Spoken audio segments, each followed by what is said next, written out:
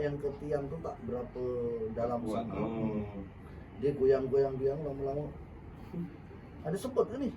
Iya. Eh? Batuknya kadang-kadang Ada kena semput tak kan? Tak. Tak tahu nak batuk je. Batuk je kan.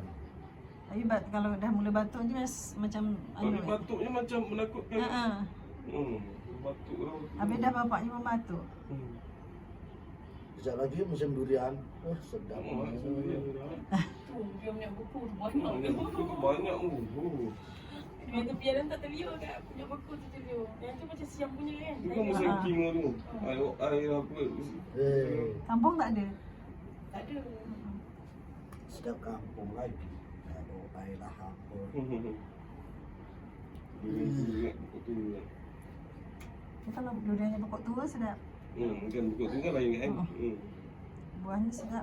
Pahit kan. Tapi tu kan. Ada tu bingit.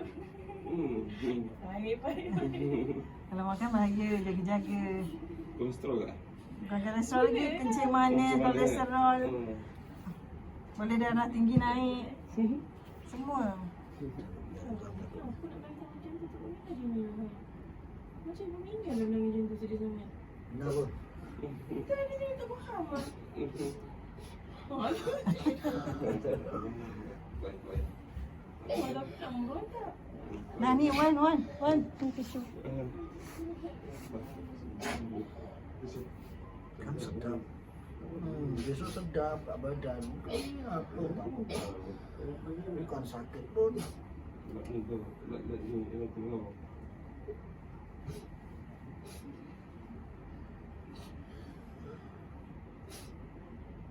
Sedap lagi. Belum hilang.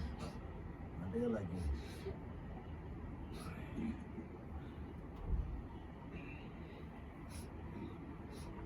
Tangannya.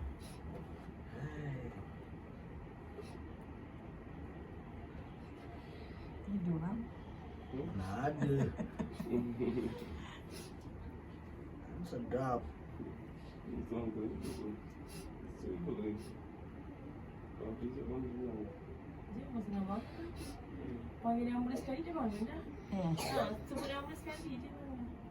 Kelentang. Kebalik badan. Pusing. Sedap. Mana ada Terror lah kah? Iya tak tinggal ke hospital. Ini alah apa.